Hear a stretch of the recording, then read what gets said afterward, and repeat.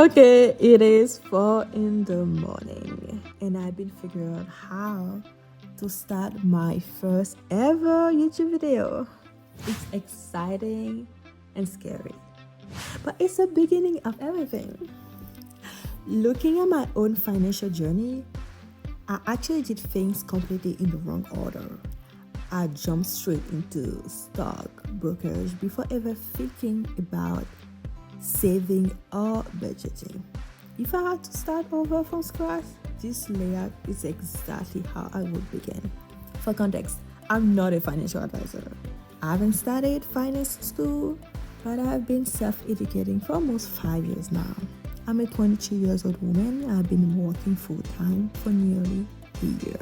And by following this system, I managed to reach a 5-digit number in total assets.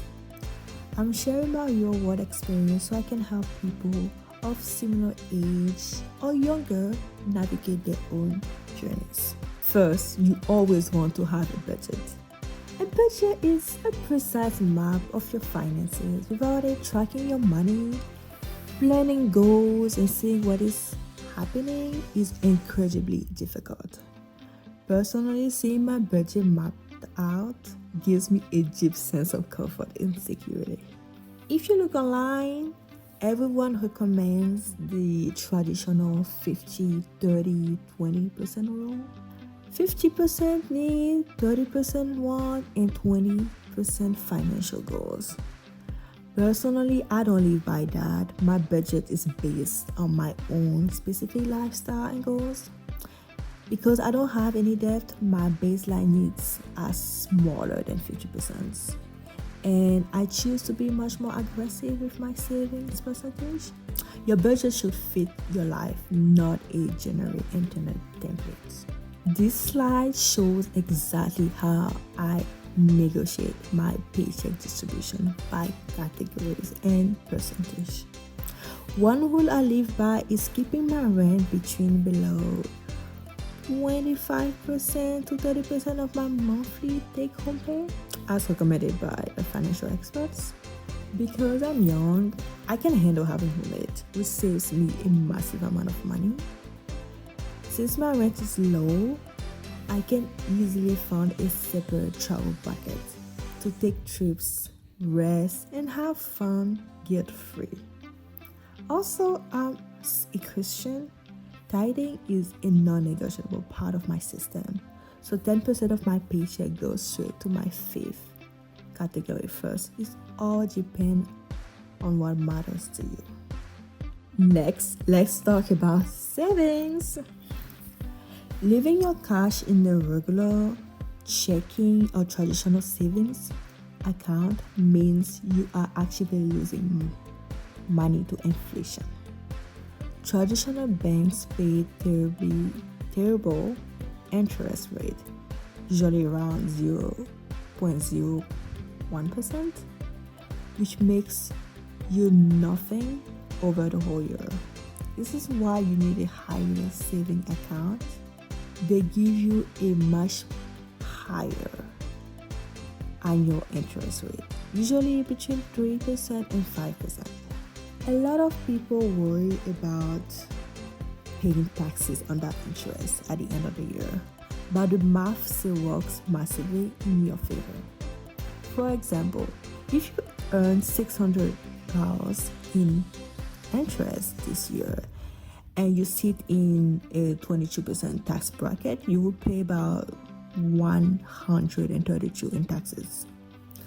When you subtract that, you still walk away with $468 in pure profit. Compared to a regular bank that pays you pennies, a higher saving account is absolutely key. The final pillar is your emergency fund. Because life gets crazy and unexpected medical or housing bills happen to everyone. Unless you have people handing you free money, which I definitively don't, an emergency shield is mandatory. Traditional advice says to save 3 to 6 months of expenses, But in this economy, it can easily take 6 months just to secure a new job if you lose one. Because of that uncertainty, my personal goal is a full 1 year emergency fund for ultimate safety. I've already passed the 6 month mark and I'm on track to hit my 1 year shield by the end of this year. To tie everything together, you must keep consistent track of your progress. This is a specific app I use called Wealth Track. I blur out the exact dollar value for privacy, but you can see how my asset categories are organized. The graph itself starts in 2025 because that's when I landed my first full-time job, started making steady income, and discovered the power of tracking my net worth.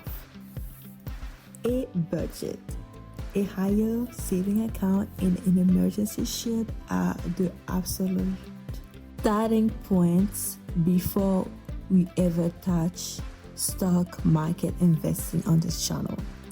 I'm still learning every day. I read books, listen to podcasts, use my own experiences, and talk to others to constantly reinforce my financial education. I highly encourage you to do your own deep research before committing your money to anything.